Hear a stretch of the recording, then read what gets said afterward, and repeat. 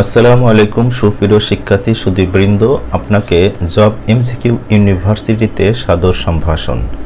যারা job MCQ university এর অধীনে পরীক্ষার ব্যবস্থায় আছেন এবং যে কোনো স্টুডেন্ট সন্ধি শিখতে ইচ্ছুক তাদের জন্য এই জব এমসিকিউ ইউনিভার্সিটির পক্ষ থেকে ষড়সন্ধির বিস্তারিত আলোচনা এবং এই ষড়সন্ধির বিশ্লেষণমূলক আলোচনার করব। আপনারা দয়া করে দেখুন, একবার দেখলে আপনি সব কিছু সবিস্তারে জানতে পারবেন এবং শুধু আপনার জানা না, আপনি অন্য একজনকে এই ভিডিওটা দেখার পরে শিখাইতে পারবেন। যেমন আমি সংক্ষিপ্ত আকারে সব বর্ণনা করব, তার আগে দেখুন এই সংস্কৃত শব্দের শেষে ত, এই তটা দেখতে কিসের মতো?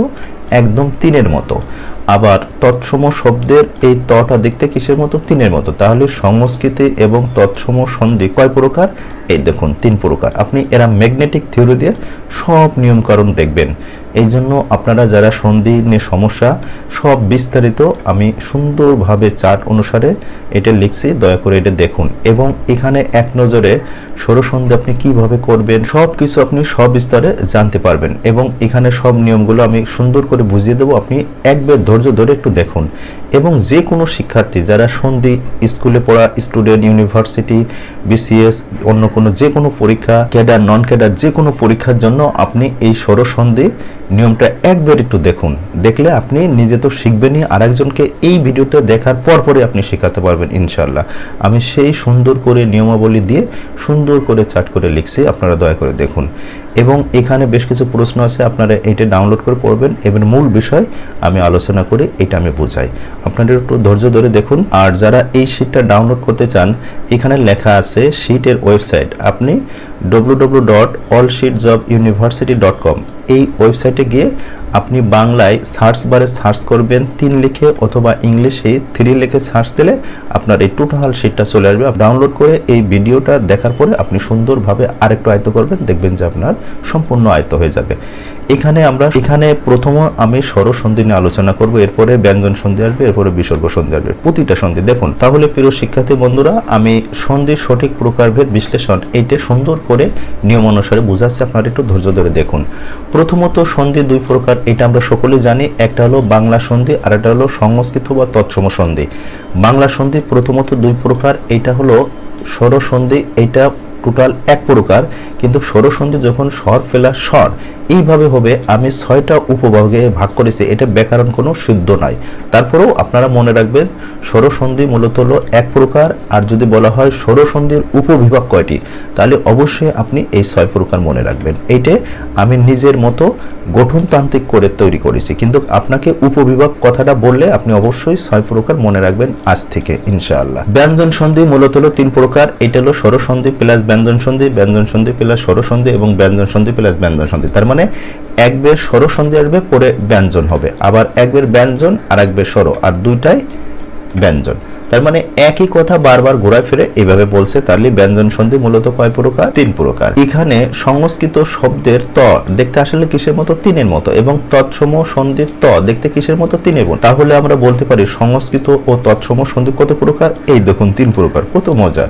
তাহলে আপনি এইরকম সারা জীবন মনে রাখতে পারবেন। আবার এই 3 প্রকার, সেই 3 প্রকার কি কি? একটা হলো তৎসম ষড়সন্ধি, তৎসম ব্যঞ্জন সন্ধি আর তৎসম বিসর্গ সন্ধি। তাহলে দেখা যাচ্ছে এখানে অতিরিক্ত, এখানে যা আছে তাই আছে, কিন্তু এখানে অতিরিক্ত বিসর্গ সন্ধি আসছে। তার মানে বিসর্গ এই শব্দটা মূলত শুধুমাত্র তৎসম বা সংস্কৃতি সন্ধির ক্ষেত্রে আলোচনা হয়, অন্য কোনো ক্ষেত্রে আর এই বাংলা সন্ধিতে হয় না। আর এখানে উদাহরণ দেওয়া আছে, যেমন বিসর্গ সন্ধি, এই মূল যে বিসর্গ, এই বিসর্গ সন্ধি আবার মূলত হলো 2 প্রকার। সেটা হলো এই বিসর্গ শব্দকে যদি আমরা কমল রূপে রেখি, যেমন আমরা যদি লিখি যে ধর্ম, এই ধর্ম শব্দটা হলো সংস্কৃত শব্দ। এই ধর্ম শব্দটা কি শব্দ? সংস্কৃত। যদি একে কমল রূপ লেখা হয় তাহলে এটা লিখতে হয় ধরম, ধ র ম। তার মানে এইটাকে ভাঙ্গে এই রেপটা রতে পরিণত হলো, একে বলা হয় সাহিত্যের ঢঙ্গে বা ব্যাকরণের নিয়মে কমল রূপ। তাহলে এই বিসর্গ শব্দের এই যে রেফ আছে, এই রেপটা মূলত কি? র।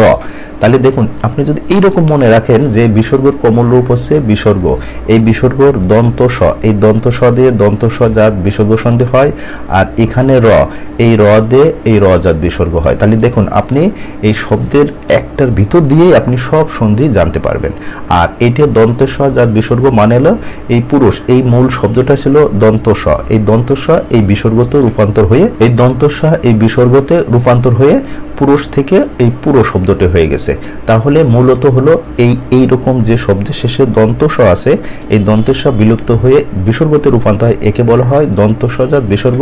আর যে শব্দের শেষে র থাকবে সেই রটা বিলুপ্ত হয়ে এই বিসর্গতে রূপান্তর হয়, তাহলে সেই শব্দটা হবে রজাত বিসর্গ সন্ধি। আপনারা এইভাবে, এবং বেশ কিছু নিয়ম দেওয়া আছে এখানে। আমি একটা কবিতা ছন্দ করে দিয়েছি, আপনি এই কবিতার ছন্দ বিসর্গ সন্ধি যখন শিখবেন তখন এই কবিতার ছন্দে বেশ কয়টা শব্দ দিয়েছি, 35টা মাত্র শব্দ দিয়েছি। আপনি শিখলে এই বিসর্গ সন্ধি নিয়ে আর করা লাগবে না। আপনি এখানে বিসর্গ সন্ধি নিয়ে ব্যাকরণিকভাবে আপনি পণ্ডিতি করতে পারবেন ইনশাআল্লাহ। বিসর্গ সন্ধি সাধিত হয় দুই ভাগে, একটা হচ্ছে বিসর্গ এর সাথে স্বর যুক্ত হয়, আর একটা হলো বিসর্গ প্লাস ব্যঞ্জন হয়। যেমন এখানে খেয়াল করুন, এই যে তত, এখানে বিসর্গ হয়েছে, এরপরে আছে কি স্বরব্যঞ্জন ধ্বনি।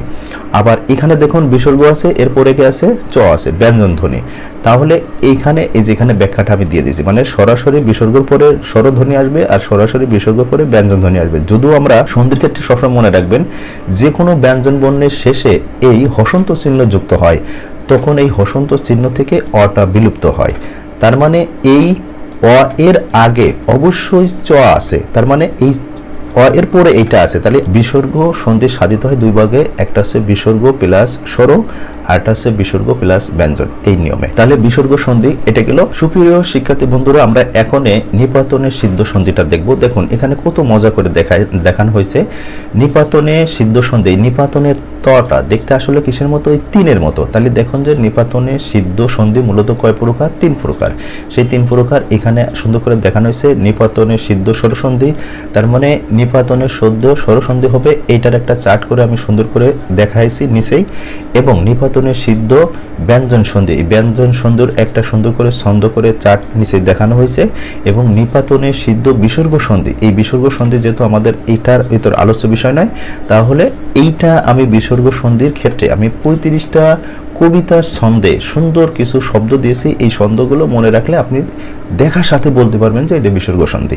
এবং বেশ কিছু নিয়মকানুন দেওয়া আছে। উপরে যে আলোচনা করলাম সেই আলোচনার উপর ভিত্তি করে এখানে কিছু প্রশ্ন আমি সেট করে দিয়েছি। এই প্রশ্নগুলো উপরে আলোচ্য বিষয়ের সাথে, এগুলো অবশ্যই আপনারা একবার দেখবেন।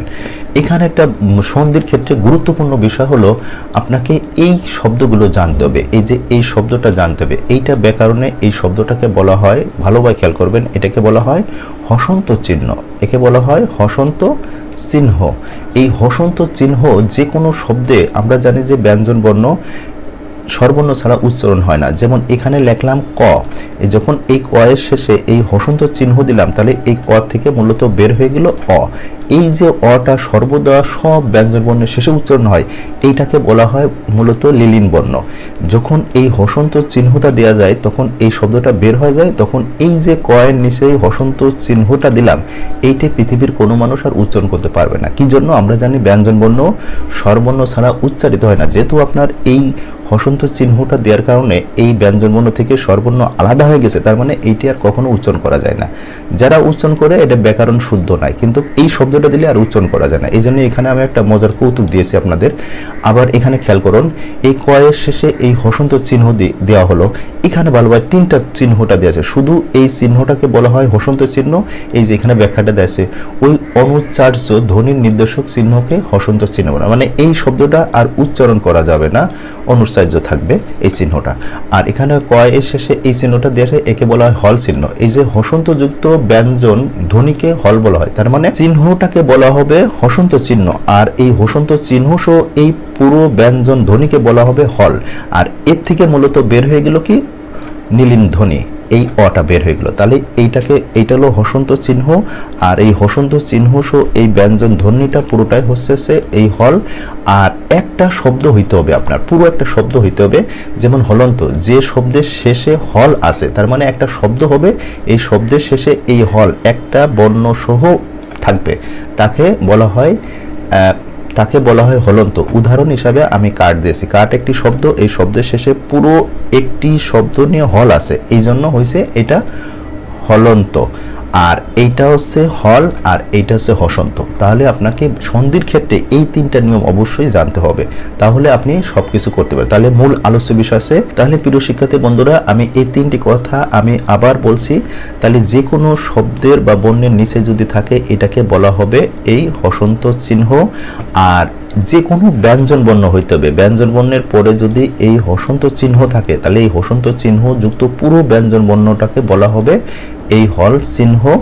আর একটি শব্দ হবে, একটি শব্দের পরে যদি এই হল থাকে, একটি শব্দের পরে যদি কি থাকে হল, হল মানে এই হসন্ত যুক্ত একটি ব্যঞ্জন বর্ণ থাকবে এবং একটা শব্দ হবে, তখন এটাকে বলা হবে হলন্ত। আরো আমি সহজ করে বলছি, যেমন একটা যদি শব্দ দেওয়া হয়, যেমন যদি বলা হয় পর, এর শেষে আমি এই হসন্ত চিহ্নটা, তাহলে এই পুরো শব্দটা হবে কি, এই পুরো শব্দটা হবে হলন্ত।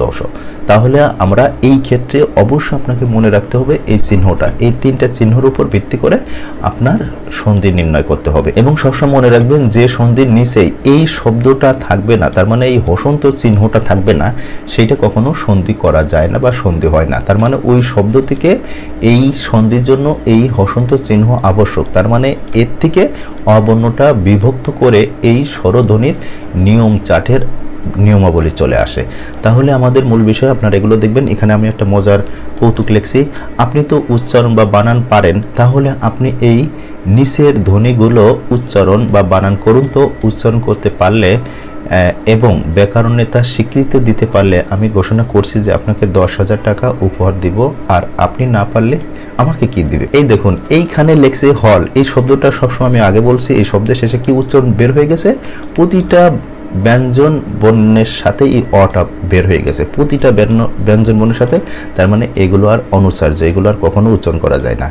যা পারবেন এটা মুখের জোরে হবে, কিন্তু এই ব্যাকরণে কখনো আপনাকে স্বীকৃতি করবে না এবং উচ্চারণও করা যায় না। তাহলে প্রিয় শিক্ষার্থী বন্ধুরা, আমরা স্বরসন্ধির মৌলিক এই তিনটা বিষয় জানবো। আর সবসময় মনে রাখবেন এই চিহ্নটা কোনো যদি বর্ণের নিচে না দেওয়া থাকে তাহলে ওইটা সন্ধি হয় না। তার মানে আপনি এমসিকিউ প্রশ্ন দেখবেন যে কোন বর্ণের শেষে এই হসন্ত চিহ্ন দেওয়া আছে, সেইটা দেখে আপনি একবারই অ্যান্সার বের করতে পারবেন। আর যদি তিনটার ভিতরে একটাও না থাকে তাহলে যেটা আছে সেটাই উত্তর। এভাবে আপনি সহজভাবে করতে পারবেন। তাহলে প্রিয় শিক্ষার্থী বন্ধুরা, আপনারা এই তিনটা চিহ্নর মাধ্যমে, ধরুন আপনাকে এমসিকিউ পরীক্ষায় 4টা প্রশ্ন আছে, এখন দেখছেন যে আপনার তিনটার ভিতরে একটাও এই হসন্ত চিহ্ন নেই, একটাই মাত্র যে কোনো একটা শব্দের শেষে হসন্ত চিহ্ন আছে, তাহলে মনে রাখবেন এইটাই সঠিক উত্তর।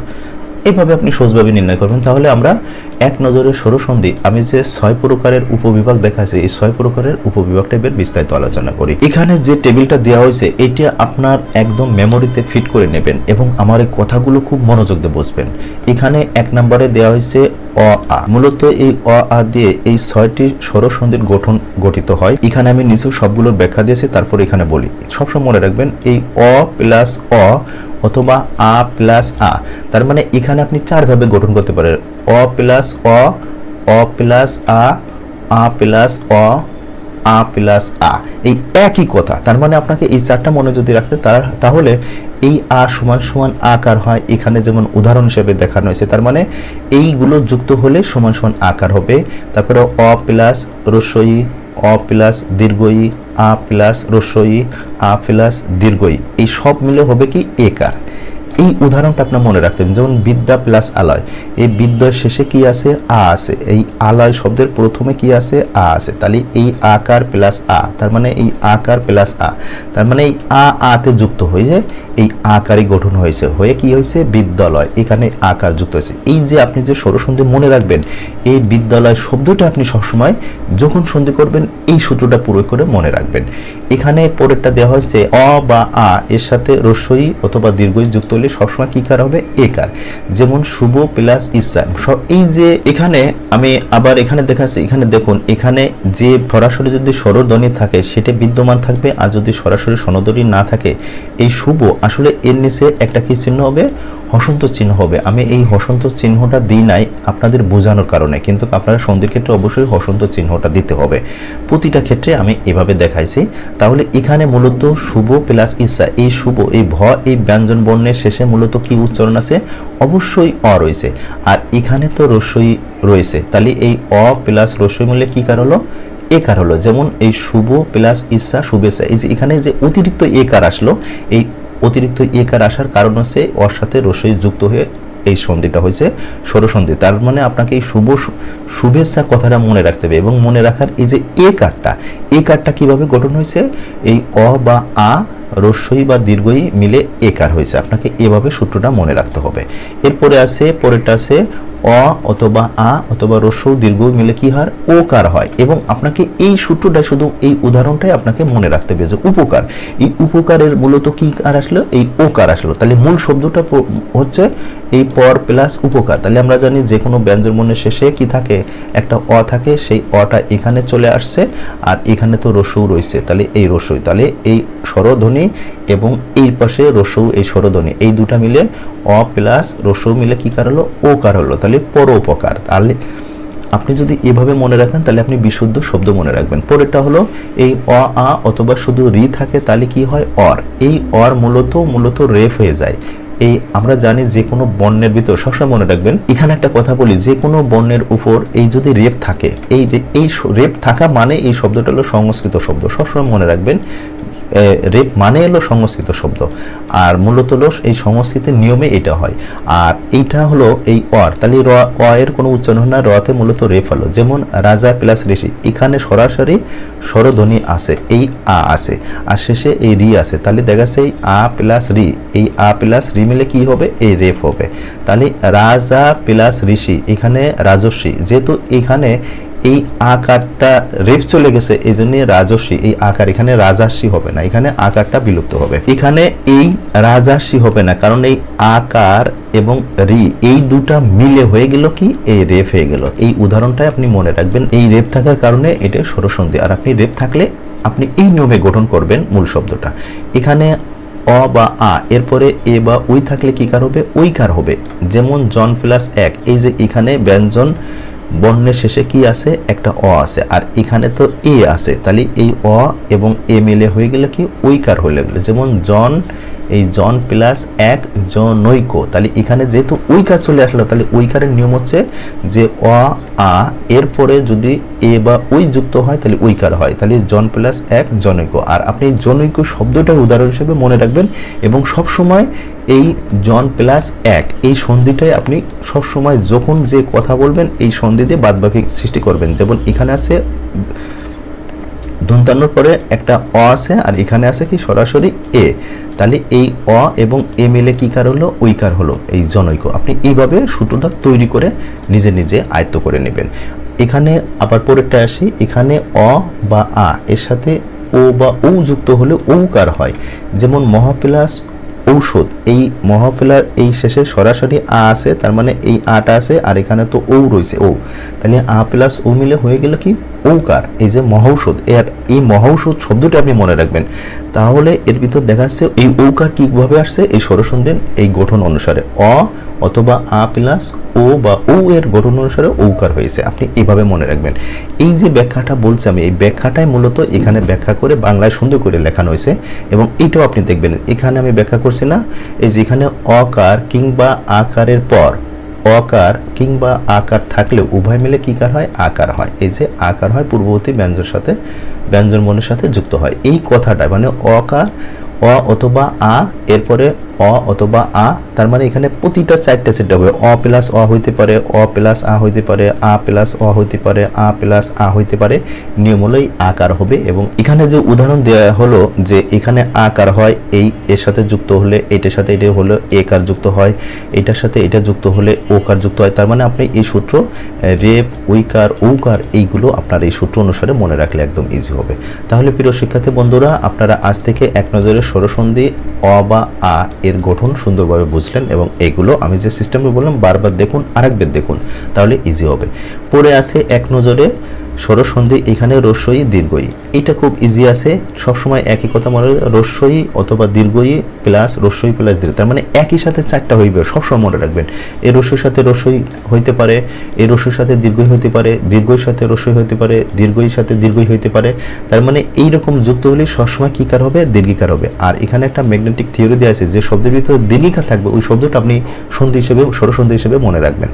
এখানে এই কথাটাকে বাংলায় লেখা হয়েছে, এখানে দেখুন রস্যইকার কিংবা দীর্ঘিকারের পর রস্যইকার অথবা দীর্ঘিকার থাকলে উভয় মিলে কি কার হয়, দীর্ঘিকার হয়। এই কথাটাই আবার ব্যাখ্যা করে। এখানে উদাহরণ হিসেবে খেয়াল করুন, এই যে এখানে দেওয়া আছে রস্যইর সাথে প্লাস রস্য হলে দীর্ঘিকারী হবে, রস্যের সাথে দীর্ঘিকার হলে দীর্ঘিকারী হবে, এখানে দীর্ঘির সাথে রস্যই হলে দীর্ঘিকার হবে, দীর্ঘ ইর সাথে দীর্ঘ হলে দীর্ঘিকারী হবে। এখানে দেখুন অতি প্লাস ইতো অতীত, এখানে মূলত এই ত এর শেষে মূলত আছে কি রস্যই রয়েছে, এটা মূলত গঠন অনুসারে ত এর পরেই আছে, আর এখানে রস্যই রয়েছে, তাহলে এই রস্যই প্লাস রস্যই মিলেই মূলত দীর্ঘিকার হয়েছে। এই যে দীর্ঘিকারটা এলো কি কারণে এলো আপনি খেয়াল করবেন, এই শব্দের আগে অবশ্যই রস্যই হতে হবে, রস্যই প্লাস রস্যই মিলে ইতো হয়েছে। এখানে রস্যই প্লাস দীর্ঘ, যেমন পরি প্লাস ইক্ষা, এই যে আমরা যে পরীক্ষা অনেকে বানান লেখে রসিকার, এই যে পরীক্ষা এভাবে, এটা আসলে ভুল বানান, এটা এই জন্য আপনার ভুল বানান, এই যদি আপনি সন্ধির নিয়মগুলো জানেন তাহলে এখানে রসিকার কেন হবে না। এখানে দেখুন বলা হচ্ছে পরি, আপনি তো পরি তো লিখবেন, তাহলে এখানে রস্য রয়েছে কি রয়েছে রসিকার, আর ইক্ষা ইক্ষা এই তাহলে দেখা যাচ্ছে এখানে রস্যই এখানে দীর্ঘ, তাহলে অবশ্যই দীর্ঘিকার হয়, পরীক্ষা কখনো রসিকার দেওয়া হয় না, তাহলে এই বানানটা ব্যাকরণভাবে ভুল। আপনি আজ থেকে এই শব্দটা সন্ধির নিয়মে ভালোভাবে বিশুদ্ধ করবেন, তাহলে মূল হলো পরীক্ষা রসিকার প্লাস দীর্ঘই, পরীক্ষা এই পরীক্ষার বানান দীর্ঘিকার দেওয়া হয়। এখানেও দেখা হয়েছে একই কথা, সতী প্লাস ইন্দ্র সতীন্দ্র, এখানে দীর্ঘিকার কেন আসছে, অবশ্যই এর আগে রস্যই দীর্ঘিকার রয়েছে আর এখানে রস্যই রয়েছে, আর সতী এখানে আপনি সতী বানান এইভাবে লিখবেন, দন্তের সাথে তয় রস্যই লিখবেন না দন্তের সাথে তয় দীর্ঘ, তাহলে একটা বানানের বিশুদ্ধতা আপনি খুঁজে নেবেন, তাহলে আপনি নিজে বুঝতে পারবেন যে এই তয় রস্যিকার দিব না দীর্ঘিকার দিব, এইটা জানতে পারলে একদম ইজি হবে। তাহলে সতীন্দ্র, এখানে সতী প্লাস ইস সতীশ, এখানে সতী শব্দটা এই দীর্ঘিকার দেওয়া হয় রসিকার দেওয়া হয় না, আর ইস শব্দটা দীর্ঘিক, যেমন ইক্ষা এই শব্দগুলো হলো সংস্কৃত শব্দ, এই জন্য দীর্ঘিকার দেওয়া হয়। এগুলো আপনাকে পড়ে সংস্কৃত শব্দ যখন বুঝাবো তখন আপনারা বুঝবেন। এবং এর আর একটা নিয়ম হচ্ছে, এখানে রস্যই দীর্ঘর পর, যেমন এইখানে রস্যই দীর্ঘর পর রস্যই দীর্ঘ থাকলে এই দীর্ঘিকার হয়, কিন্তু এই রস্যই দীর্ঘর পর এইখানে এইটা না যদি অন্য কোনো স্বরধ্বনি হয় তাহলে আপনাকে সবসময় মনে রাখতে হবে এই জ ফলা হয়, এবং এই জ ফলা যে শব্দের ভিতর জ ফলা থাকবে ওইটা মনে রাখবেন আপনি স্বরসন্ধির আলোচনা করতেছেন। এবং স্বরসন্ধি এইটা কিভাবে হয় এটা একটু ব্যাখ্যা দেখুন, এখানে এই কথাগুলো লেখা আছে, এখানে ভালোভাবে খেয়াল করুন। এখানে রস্যই দীর্ঘর পর অন্য কোনো স্বরধ্বনি আসছে, এই যে এখানে যেমন আছে রস্যইর পর রস্যই, রস্যইর পর দীর্ঘই, দীর্ঘই পর রস্যই, দীর্ঘই পর দীর্ঘই, কিন্তু এই রস্যই দীর্ঘই না হয়ে এইখানে মূলত অন্য স্বরধ্বনি আসছে, তার মানে এই রস্যইর পর আ আসছে, রস্যইর পর রস্যও আছে, রস্যর পর দীর্ঘও আসছে, এইরকম অন্য কোনো শব্দ হলে কি হবে এই জ ফলা হবে। দেখুন কিভাবে হয়, প্রথম কথা দেখুন ইতি প্লাস আদি, তাহলে মূলত এখানে কি আছে, এখানে মূলত রস্যই আছে, এই ইতি প্লাস আদি মূলত এখানে কি হলো এই রস্যই, এবং আদির মূল শব্দ কি আ, তাহলে এখানে মূলত রস্যই প্লাস আ হয়ে কি হলো জ ফলা, তাহলে মূলত এই রস্যই এবং আ এই দুটো মূল্য হয়ে গেল এই জ ফলা, তাহলে এই রস্যই প্লাস ত এটা, আর এখানে আতে আকার এই শব্দটা যেভাবে আছে এভাবে বসবে, তাহলে ইত্যাদি, তাহলে এখানে জ ফলা হওয়ার কারণ হচ্ছে রস্যই প্লাস আ এই জ ফলা যুক্ত হয়েছে। যেমন এখানে আসুন খেয়াল করুন, এখানে মূলত হলো দীর্ঘই প্লাস অ, এই দুটা মিলে কি হয়েছে জ ফলা, কিভাবে হয়েছে এখানে ব্যাখ্যাটা দেওয়া আছে। এই যে এখানে মূল কথা হলো নদী, তাহলে এই নদীর দীর্ঘিকার হয়েছে, আর এই যে অম্বু এই অম্বুর হয়েছে কি অ, তাহলে এইটা নদম্বু, তাহলে দেখুন এখানে যেহেতু আকার রসিকার হয় না, অতে কোনো আকার রসিকার হয় না, তাহলে এখানে কোনো আকার রসিক, যদি এখানে আ হতো আম্বু হতো তাহলে ওখানে নদাম্বু হতো, আকার হতো, যে শব্দটা থাকবে সেটা হবে। আর নদী মানে নদী, আর অম্বু মানে পানি, নদাম্বু মানে নদীর জল বা নদীর পানি। এখানে আবার একটু খেয়াল করুন, যেমন প্রত্যুপকার, এখানে মূল শব্দ হলো এখানে রস্যই, এই রস্যই আসছে, আর এই শব্দের শুরুতে কি আছে রস্যও আছে, এখানে রস্য রয়েছে এখানে রস্যু, তাহলে মূলত এই রস্যই এবং রস্যু মিলে হলো কি জ ফলা। এইবার একটু খেয়াল করুন, এই যে এই শব্দের পরে যদি অ ছাড়া অন্য কোনো স্বরসন্ধি থাকে এই শব্দটা সরাসরি বিদ্যমান থাকবে, যেহেতু শুধু জ ফলা হয়েছে এটা থাকবে, কিন্তু জ ফলা হওয়ার কারণের পরে যদি এরপরে কোনো স্বরসন্ধি থাকে সেটা হবে। যেমন এখানে মূল শব্দ প্রত্যুপকার, তাহলে এখানে মূল শব্দ হলো এই প্রতি প্লাস উপকার, তাহলে এই প্রতি পয়রা ফলা ত দিলাম, আর এই জ ফলা হলো এই নিয়ম অনুসারে, এই রস্য এবং দীর্ঘকারের নিয়ম অনুসারে, কিন্তু এই যে রসুকার এই রসুকারটা আপনাকে বিদ্যমান রাখতে হবে, তাহলে এই আগের বর্ণে চলে আসলো, তাহলে প্রত্যুপকার হলো। যেমন এইখানে খেয়াল করুন আদির কথা, তাহলে এখানে রস্যই প্লাস আ মিলে হয়ে গেল কি জ ফলা হলো, আর যেহেতু এখানে স্পষ্ট কি রয়েছে আ রয়েছে, তাহলে আতে আকার চলে আসবে, এখানে রস্য দীর্ঘ কি হলো জ ফলা হলো, আর এই শব্দের শেষে কি আছে রস্য, তাহলে স্পষ্ট এই রস্য বর্ণ আপনার বিদ্যমান থাকবে। এখানে রস্য এবং দীর্ঘ দিয়ে কি হলো জ ফলা, আর শেষে এই যে দীর্ঘকার আছে এই দীর্ঘকার আপনার বিদ্যমান থাকবে, কিন্তু এই অ থাকলে তো অকার আকার হয় না, এভাবে মনে। তাহলে আপনি এইভাবে সুন্দর করে সন্ধিটা ধীর স্থিরভাবে এই ভিডিওটা দেখে আরেকবার দেখুন, আবার আরেকবার করুন। তা প্রিয় শিক্ষার্থী বন্ধুরা, এবার 3 নম্বরে আসলাম। এক নজরে স্বরসন্ধি এবং রস্য দীর্ঘ দেখব। একই কথা, এই রস্য দীর্ঘর পরে যদি রস্য দীর্ঘ থাকে তাহলে এখানে দীর্ঘকার হবে, রস্যকার না, মনে রাখবেন। তার মানে এখানেও 4টা হইতে পারে, রস্যর সাথে রস্য হইতে পারে, রস্যর সাথে দীর্ঘ হইতে পারে, দীর্ঘর সাথে রস্য হইতে পারে, দীর্ঘর সাথে দীর্ঘ হইতে পারে, এরকম গঠন হবে। আর এইটা বাংলায় দেওয়া আছে, আপনারা একবার দেখবেন, কারণ ভিডিওটা অনেক বড় হয়ে যাচ্ছে। এবং এইখানে আগেরটার মতোই এখানে রস্য দীর্ঘ আছে, কিন্তু এইখানে রস্য দীর্ঘ পরিবর্তে যদি অন্য কোনো স্বরধ্বনি হয় তাহলে রস্য দীর্ঘের ক্ষেত্রে কি হবে, এই ব ফলা হবে। তবে এই ক্ষেত্রে আমি একটা উদাহরণ এখানে দেওয়া আছে, এটা একটু বুঝাই দিই। এখানে যে উদাহরণটা বললাম এইটা একটু খেয়াল করুন। এই রস্যুর পরে রস্য থাকলে কি হয়, উভয় মিলে দীর্ঘকার হয়। যেমন মরু প্লাস উদ্যান, এখানে খেয়াল করুন মরুদ্যান মূলত এখানে রস্যকার আছে, আর এই উদ্যানও এখানে রস্যকার রয়েছে, তাহলে উভয় মিলে কি হলো দীর্ঘকার হবে, তাহলে মরুদ্যান। এইটা কিন্তু রস্যকারের উদাহরণ, আর এইটা মূলত হলো দীর্ঘকার। তার মানে আপনি যদি একটা এই রয়ের সাথে এনাম দেন তাহলে এটা দীর্ঘকার হয়, আর রয়ের পরে যদি আপনি এইরকম চিহ্ন দেন তাহলে এটা মূলত রস্যকার হয়। তাহলে বানানের ক্ষেত্রে আপনাকে এই রূপটাই বুঝতে হবে, কিন্তু হবে দীর্ঘকার। যেমন এখানে দেখুন বধূ প্লাস উৎসব, এই যে এই শব্দটা ভাগ করে দেখানো হয়েছে, এই যে শব্দের শেষে কি আছে রস্যকার, দীর্ঘকার রয়েছে, এবং এই শব্দের শুরুতে কি আছে রস্যকার, তাহলে দীর্ঘকার প্লাস রস্যকার মিলে কি হবে দীর্ঘকার হবে, তাহলে বধূৎসব এই যে দীর্ঘকার হবে। এইভাবে দেখানো হয়েছে, আপনি এইভাবে একটু ভালোভাবে ধীরে স্থিরভাবে দেখে নিন। একই কথা, এখানে এই শব্দের সাথে এই রস্য দীর্ঘ না থাকে, যদি এখানে অন্য স্বরধ্বনি থাকে তাহলে এখানে কি হবে ব ফলা হবে। আর এখানে দেওয়া আছে এই যে এখানে দেখছে রস্যকার কিংবা দীর্ঘকারের পর যদি রস্য অথবা দীর্ঘকার ভিন্ন অন্য কোনো স্বরধ্বনি থাকলে শুধুমাত্র রস্য দীর্ঘের পরিবর্তে এই যে ব ফলা হবে। এই কথাটা মনে রাখবেন, ব ফলা তো পূর্ববর্তী বর্ণের লেখা হয়, এটা তো জানেন এই তথ্যগুলো। এখানে উদাহরণ হিসেবে দিয়েছি, ভালোভাবে খেয়াল করুন। এখানে মূল শব্দটা আপনাকে বের করতে হবে, যেমন স্বাগত। আর যদি কোনো শব্দের ভিতরে আপনি এই ব ফলা যুক্ত দেখেন তাহলে মনে রাখবেন এই যে স্বরসন্ধির আলোচনা হয়েছে। সবসময় মনে রাখবেন কোনো শব্দের ভিতর যদি ব ফলা আসে এটা স্বরসন্ধি। এই সূত্রগুলো আপনি এই ম্যাগনেটিক থিওরিটা আপনি মনে রাখবেন, ব ফলা মানে স্বরসন্ধি। এবং স্বরসন্ধি হয়েছে কিভাবে সেটি একটু লক্ষ্য করুন। এখানে প্রথম হলো রস্য আছে এবং আ আছে, তার মানে এই রস্য দীর্ঘর পরে রস্য দীর্ঘ না হয়ে অন্য কোনো স্বরধ্বনি হয়েছে। এই রস্য দীর্ঘ জায়গায় অন্য কোনো স্বরধ্বনি, তার মানে এই রস্য দীর্ঘর পরে আ হয়েছে, তাহলে রস্য এবং আ মিলে হয়ে গেল কি এই ব ফলা হলো। এখানে ব্যাখ্যা দিয়ে আছে এই ব ফলা প্লাস আ, এই ব ফলা প্লাস আ, এটা কিন্তু ব না, ব ফলা মনে রাখবেন। যে কোনো বর্ণের নিচেই যদি বসে তখন এটা ব হয় না, এটাকে বলা হয় ব ফলা। তাহলে এই মূল দেখুন, তাহলে এখানে মূল কথা হচ্ছে এখানে স্বাগত, তাহলে এখানে মূল শব্দ দন্তেশ্বর লিখলাম। যেহেতু ব ফলা আসছে তাহলে অবশ্যই এই শব্দের বিরুদ্ধে রস্যকার দীর্ঘকার হবে। তাহলে স্বাগতের এখানে ভালোভাবে খেয়াল করবেন, এখানে স্বাগত, এই স্বাগতর প্রথম কথা দন্তস্ব আমরা আলাদা করলাম। তাহলে এখানে যেহেতু ব ফলা শব্দটি আসছে, এই স্বাগত পরে ব ফলা কথাটা আছে, তাহলে অবশ্যই এই শব্দের ব ফলার কারণে রস্য বা দীর্ঘকার হবে। তাহলে এই দন্তেশ্বর সাথে তো দীর্ঘকার হয় না, দন্তের সাথে কি হয় দন্তেশ্বর রস্যকার হয়। তাহলে মূল শব্দ আমরা এই শব্দ থেকে পেয়ে গেলাম ব ফলা থেকে দন্তেশ্বর রস্য। আর এখানে যেহেতু স্বাগত, এটা আবার আমি একটু দেখাচ্ছি, দেখুন এই ব্যাখ্যাটা একটু ভালোভাবে দেখুন। এখানে মূল শব্দটা স্বাগত, এই স্বাগতের মূলত এই দন্তস্বর সাথে কি আছে ব ফলা, তাহলে এই দন্তস্বরটা লিখলাম। লেখার পরে যেহেতু ব ফলা আছে তাহলে আমরা জানলাম রস্য দীর্ঘ পরে অন্য কোনো স্বরধ্বনি আছে, রস্য দীর্ঘ পরে অন্য কোনো স্বরধ্বনি, এখানে ব ফলা আছে। এখানে ব ফলা মানেই হচ্ছে এর রস্য দীর্ঘ থাকবে, এখানে দন্তেশ্বর দীর্ঘতে হয় না, তাহলে মূলত হবে কি দন্তেশ্বর রস্য হয়। তাহলে আমরা মূল শব্দটা পাইলাম, এইটা না পাইলাম দন্তেশ্বর রস্য পাইলাম, এবার প্লাস দিলাম। এবার বাকি থাকলো কি, এখানে তো আকার আছে, এই আকার থাকলো, তাহলে কি এলো সা প্লাস আগত, একদম সহজ, আপনি এইরকম মনে রাখবেন। তাহলে সু প্লাস আগত, এই যে সু প্লাস আগত সুতরাং স্বাগত। দেখুন আপনি এইরকম শব্দ দেখে বের করবেন। যেমন এখানে যদি আপনাকে এই শব্দটা বলা হয় তাহলে এখানে মূল শব্দ হলো এই যে ব ফলা যেহেতু আছে, তাহলে এই ব ফলা মানে হচ্ছে রস্য দীর্ঘ হবে, তাহলে এই ব ফলা আগে শব্দ যুক্ত হয়, তাহলে এখানে মূল শব্দ হলো এই অদন্তন্য, তাহলে এই অদন্তান্ন দিলাম। আর যেহেতু ব ফলা আছে অবশ্যই রস্য দীর্ঘকার হবে, তাহলে এই এর পূর্বেটা কি দিলাম রস্যকার দিলাম, আর শেষে কি থাকলো এই রস্যিকারে রস্যই, আর শেষে ত, তাহলে অনু প্লাস ইত অন্বিত।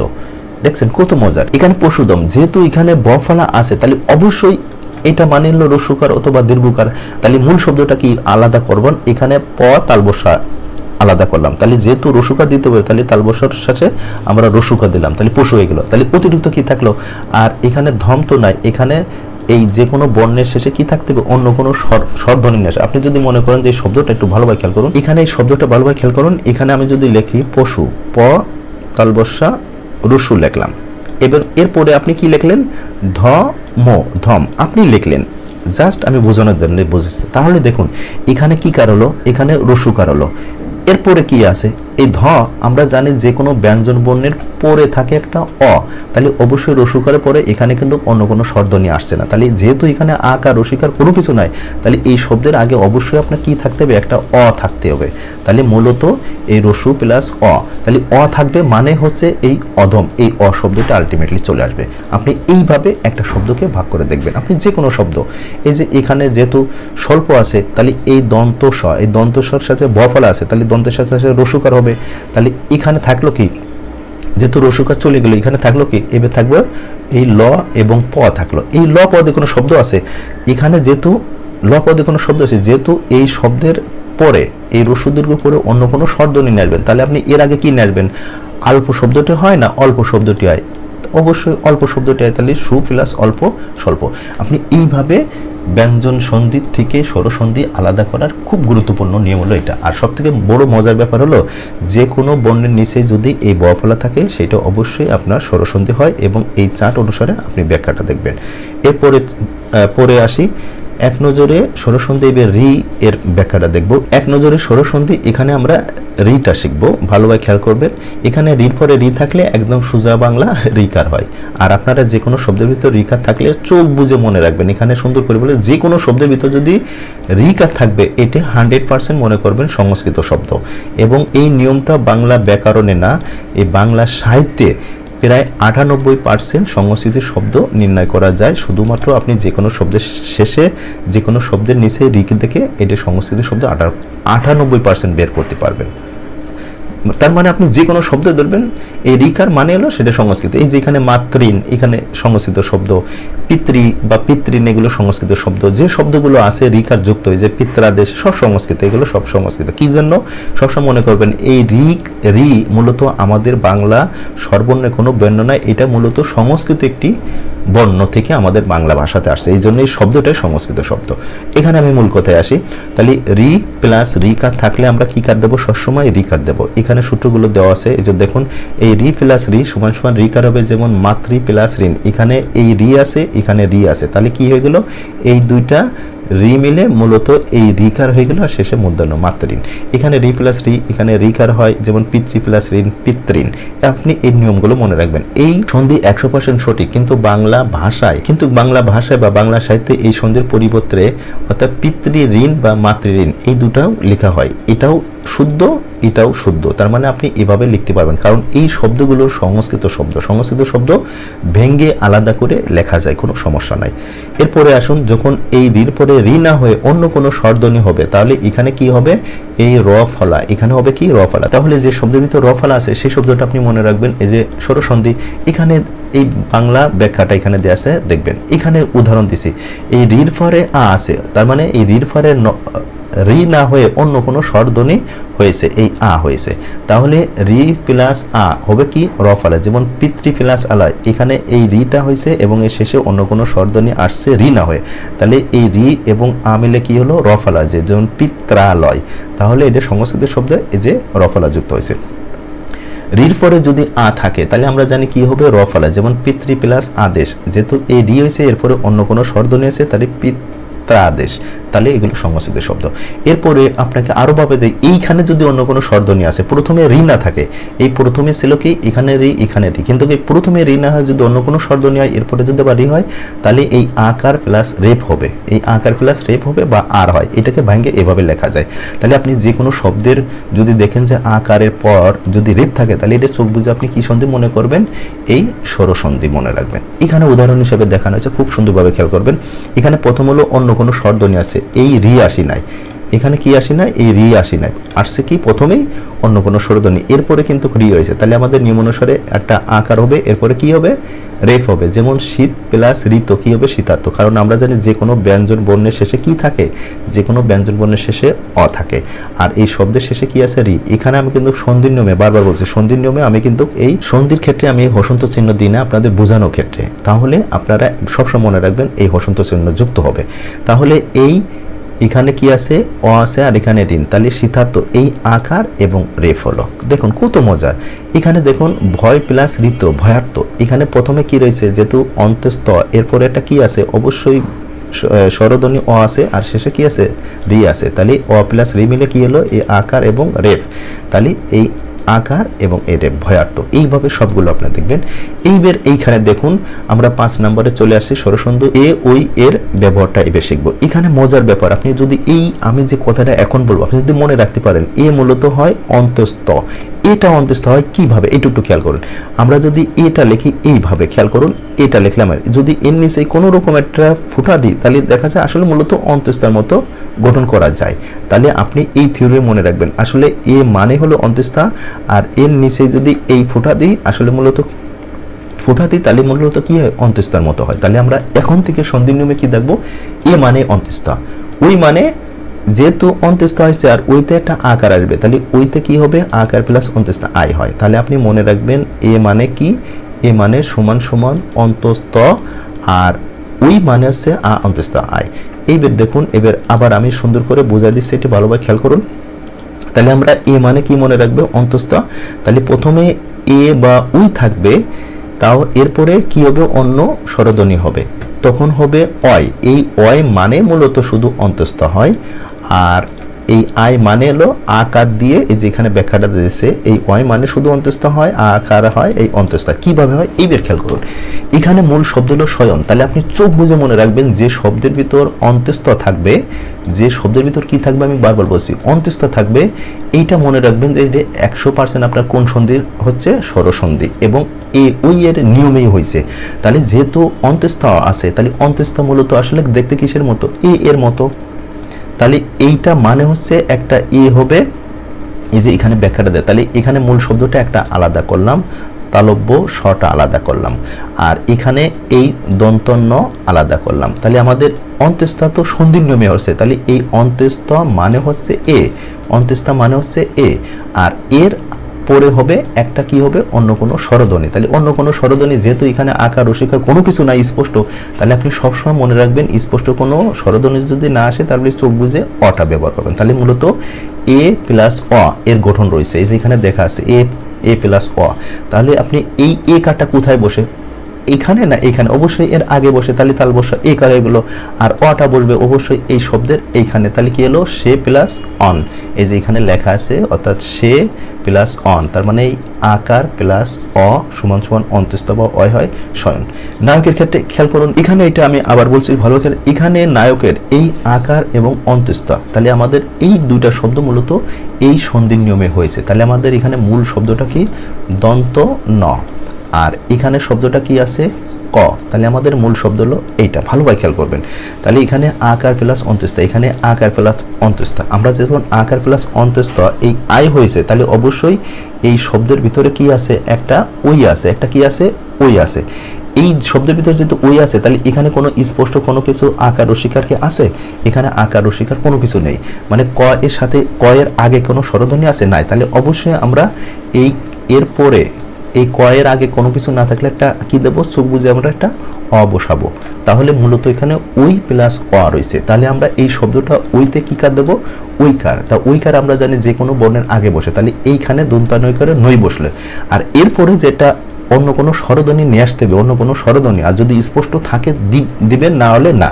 যেমন খেয়াল করুন, তাহলে এই অটা কোথায় দেবো, অবশ্যই এই অটা এই ক এর আগে দেবো, অটা কিসে দেবো, তাহলে কি হলো নই প্লাস অক কি হবে নায়ক, এই যে এখানে লেখা আছে নই প্লাস অক নায়ক। এগুলো এতটা সহজ, এগুলো এত সহজ কি আর বলবো, আপনারা এভাবে আয়ত্ত করবেন। যেমন এখানে একটা কথা বলি, যদি আপনাকে দেয়া হয়, যেমন আপনাকে যদি বলা হয় গায়িকা, এইখানে যদি আপনাকে এরকম প্যাচ লাগায় দেওয়া হয় গায়িকা, দেখুন এখানে আরো একটু ভালোভাবে বোঝার জন্য এখানে একটা শব্দ লিখলাম, আমি গায়িকা লিখলাম, তাহলে আপনি এই ক্ষেত্রে কি করবেন ভালোভাবে খেয়াল করবেন, এটা বুঝলে আপনি এই শব্দটা একদম ক্লিয়ার হবেন। প্রথম কথা হলো গায়িকা লিখলাম, ভালোভাবে খেয়াল করবেন, এই গায়িকা লিখলাম, এখানে মূলত আমার আলোচ্য বিষয় এই আকার, আর আলোচ্য বিষয় কি অন্ত্যেষ্টা। তাহলে মূল শব্দ হলো এই আকার প্লাস অন্ত্যেষ্টা। ভালোভাবে খেয়াল করবেন। তাহলে এখানে অতিরিক্ত শব্দটা কি আছে, একটা আছে এই গ, এই গটা আমি এইখানে লিখছি, খেয়াল করেন গটা লিখছি, আর এখানে এই আকার প্লাস অন্ত্যেষ্টা এইখানে আসলো। তাহলে অতিরিক্ত থাকলো কি এই রস্যিকার, এই বের খেয়াল করুন, এই যে রস্যিকার, এখানকার রস্যিকার মানে হলো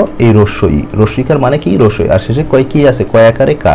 তাহলে দেখা যাচ্ছে কি এখানে সুস্পষ্ট কি আছে, স্বরধ্বনি বিদ্যমান রয়েছে। তাহলে আমাদের এই শব্দটা কত, যেহেতু এখানে রসিকার, তাহলে আমরা এখানে আকার প্লাস অন্ত্যেষ্টা থাকলে আমরা কি পাই, বলুন বলুন তাড়াতাড়ি বলুন, এই যে ওই পাই। এই ওই মানে কি পায়, ওইকার পাই। তাহলে এখানে মূলত হলো গয় ওইকার যুক্ত হবে, গয় ওইকার প্লাস ইকা, গয় ওকারে গই প্লাস ইকা কি হলো গায়িকা। দেখুন একদম ইজি, এটা কঠিন কোনো শব্দ না। এইভাবে আমি যে সিস্টেমে বুঝালাম ঠিক এইভাবে বুঝবেন, খুব সহজ। তার মানে এই শব্দের আগে দেখবেন যে সুস্পষ্টভাবে কোনো স্বরধ্বনি আছে কিনা, সেই স্বরধ্বনি এইখানে যুক্ত হবে কয়েক, মানে শেষ শব্দের আগে।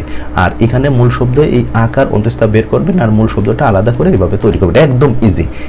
এটাও তাই, এখানে আহামারি কিছু নাই। এখানে দেখুন এক নজরে স্বরসন্ধি উ ও এর নিয়মটা এখানে একই কথা। এখানে যেমন এতে আমরা কি কার বুঝাইছে, এতে কি হয়, এতে কি হয় অন্ত্যেষ্টা, আর এইখানে ওতে মনে রাখবেন ব, আর ওতে মনে রাখবেন আপ। তাহলে ব যখন আসবে তখন আপনার ওটা মনে রাখবেন, আর আ ব আকার প্লাস এই আকার প্লাস ব যখন হবে ওকার মনে রাখবেন, এরপরে অন্য কোনো স্বরধ্বনি, মানে এই একই নিয়ম। তাহলে এইখানে একটু খেয়াল করুন, এখানে লবণ কথাটা, এখানে দেখুন অতিরিক্ত কি শব্দটি আসলো, ব আসলো। তাহলে বটা হলো আমাদের এই স্বরসন্ধির নিয়মে আসছে। কিভাবে আসছে, তাহলে এখানে মূল শব্দটা কি খেয়াল করুন, মূল শব্দটা মূলত হচ্ছে ল, আর এই শেষে কি আছে মূর্ধন্য। এই মূর্ধন্য যখন সন্ধি লিখবেন, মূর্ধন্য লিখবেন না, কারণ এটা সমস্ত শব্দ কিভাবে হয় আমি একটু পরে বলছি, সামান্য একটু পরে বলছি এটা। তাহলে আমরা এখানে লিখলাম দন্ত ন। তাহলে দন্ত ন যেহেতু লিখলাম, তাহলে আমাদের এই বটা মূলত তৈরি হয়েছে কিসের মাধ্যমে, প্রথম হলো ও হয়েছে। তাহলে আমরা জানি ও মানে হলো ওকার, আমরা জানি ও মানে কি কার হচ্ছে ব, এই ও মানে হচ্ছে ওকার। তাহলে এখানে আমাদের ওকার আসবে কথাটা, তাহলে বয়ের সাথে ওকার বলবো। তাহলে এই বতে ওকার যে আমরা নিয়ে আসবো, এই ওকারটা কোথায় দেবো, এখানে না এখানে। তা আমরা জানি যে অবশ্যই ওকারটা আগে বসে, এখানে লয় করে লো দিলাম, এবার এখানে প্লাস চিহ্ন দিলাম। এইবার দেখুন এই দন্ত ন, এই দন্ত নর আগে কি কোনো স্বরধ্বনি স্পষ্ট আছে, এইটার মতো রস্যইকারের মতো আছে নাই। তাহলে না থাকলে আমরা চোখ বুঝে কি দেবো, একটা সবসময় অ দেবো, এই নীলিন বর্ণ অ দেবে। তাহলে লো প্লাস অন কি হবে লবণ, এই যেখানে দেখাচ্ছে লো প্লাস অন লবণ। এখানে একই কথা পাবক, এখানে পাবকের ক্ষেত্রে কি দেওয়া আছে এটা আমি আবার বোঝাই, ভালোভাবে খেয়াল করুন। এখানে পাবকের ক্ষেত্রে কি আছে দেখুন, এখানে আকার আছে, এই ব আছে। তাহলে আমাদের মূলত এই আকার এবং ব, এই আকার ব মানে হচ্ছে কি কার, ঔকার। আকার ব মানে আছে ঔকার, এই যে আপ কথাটা আছে, তার মানে এই আ ব আপ কথাটা আছে, আর এটা মানে আছে ঔকার যুক্ত হবে, এই যে এই ঔকার যুক্ত হবে। তাহলে দেখুন আমাদের মূল শব্দটা আলাদা করলাম, এখানে পটা আলাদা করলাম, কি করলাম প, আর এখানে কি আলাদা করলাম, ক আলাদা করলাম। তাহলে যেহেতু এই দুটা শব্দ মিলে আমাদের কি হবে, ও হবে। তাহলে ও মানে কি ঔকার, ও মানে কি ঔকার। তাহলে ঔকার আসবে কি এই পর সাথে বসবে না আপনি কর সাথে দেবেন, অবশ্যই এই পর সাথে দেবেন, এই পর সাথে উকার দিবেন, আর শেষে কি দেবো প্লাস ক। যেহেতু এখানে কোনো স্বরধ্বনি নাই, তাহলে অবশ্যই আমরা চোখ বুঝে এটা কি দেবো, অ দেবো। তাহলে ও প্লাস অক কি হলো পাবন, এরকম শব্দটা। আপনাকে যদি এইখানে একটা নতুন শব্দ দিই এইভাবে, তখন আপনি কিভাবে গঠন করবেন দেখুন। এখানে আর একটা শব্দ আমি বুঝিয়ে দিচ্ছি, আপনারা ভালোভাবে খেয়াল করুন। এখানে একটা শব্দ লিখলাম নাবিক। তাহলে এই নাবিক শব্দটি কিভাবে আমরা স্বরসন্ধির নিয়মে করব ভালোভাবে খেয়াল করুন। তাহলে এখানে মূল শব্দ হলো এই আকার, আর এখানে কি আছে ব, এই আকার প্লাস আপ, এই মূল শব্দটা এই আপ শব্দটি এইভাবে গঠন করা আছে। তাহলে এখানে এটা, তাহলে মূল শব্দটা কি এখানে পাইলাম, এখানে এই দন্ত ন পাইলাম। আর এই শব্দের শেষে খেয়াল করুন, যেহেতু এই আকার প্লাস ব আছে, তাহলে মূলত কি আছে এই রস্যই। তাহলে রস্যই তো অবশ্যই, তাহলে এখানে কি আছে রস্যই, তাহলে আমরা এই শব্দের আগে রস্যই লিখলাম, আর শেষে কি আছে এই ক আছে। তাহলে মূল শব্দটা এর প্রত্যয় হিসাবে এই শব্দের শেষে মূলত রস্যইকা ইক রয়েছে। আর যেহেতু এই আ ব আপ, এখানে আব আপ, তাহলে এখানে আমরা কি কার পাবো, ঔকার পাবো। তাহলে এখানে আমাদের ঔকার অবশ্যই যুক্ত আছে, ঔকার দেবো কি এর সাথে, ইকের সাথে না এটার সাথে। আমরা জানি অবশ্যই ঔকার শব্দের আগে বসে, তাহলে নৌ প্লাস ইক নাবিক। তাহলে দেখুন খুব ইজি, এটা কোনো কঠিন না। আপনাকে শুধু বের করতে হবে যে কোনো শব্দের ভিতর আকার প্লাস ব আছে কোথায় সেটা বের করতে হবে। একটা শব্দের ভিতর যদি ব থাকে, একটা শব্দের ভিতর যদি অন্তঃস্থ থাকে এবং আকার যদি অন্তঃস্থ থাকে, তাহলে আপনি অবশ্যই এই এ ওই এবং ও এর এই সন্ধির নিয়মে যেভাবে আমি চারটা দেখাইছি আপনারা দয়া করে এইভাবে দেখবেন। তাই প্রিয় শিক্ষার্থী বন্ধুরা, আপনারা এই সন্ধিটা আরেকবার দেখুন। একবার তো দেখছেন খুবই ভালো, দয়া করে আরেকবার দেখুন এবং বিস্তারিত করেন। আর এই শীটটা ডাউনলোড করার জন্য আপনারা অবশ্যই এখানে যাবেন। শীটের ওয়েবসাইট হলো www.allsheetjobuniversity.com। অবশ্যই আপনি সার্চ বারে আপনি সার্চ করবেন বাংলাতে 3 লেখো অথবা ইংলিশে 3 লেখে সার্চ দিলে আপনার এই শীটটা চলে আসবে। আপনি ডাউনলোড করে নিজে পড়ুন। আপনি এই শীটটা একবার টোটাল নিজে দেখুন এবং আপনার শিক্ষার্থী কোনো থাকলে বা শিক্ষা গ্রহণ করে সে ব্যাকরণ বোঝে না, তাকে এই শীটটা আপনি উপহার হিসাবে দেন। দেখবেন যে সারা জীবনের জন্য আপনার এই সন্ধি নিয়ে আর কোনো সমস্যা নেই। আর শেষে কিছু প্রশ্নমালা দেওয়া আছে, এগুলো আপনারা একটু দেখতে পারবেন। এবং এছাড়াও আমাদের যে কোনো একটা ওয়েবসাইটে গিয়ে আপনি পরীক্ষা দিতে পারবেন www.jobmckuniversity.com। এখানে আপনি পরীক্ষা দিয়ে আপনি বাংলাদেশের যে কোনো এমসিকিউ পরীক্ষা এবং যে কোনো পরীক্ষায় আপনি 100% সাকসেস হবেন।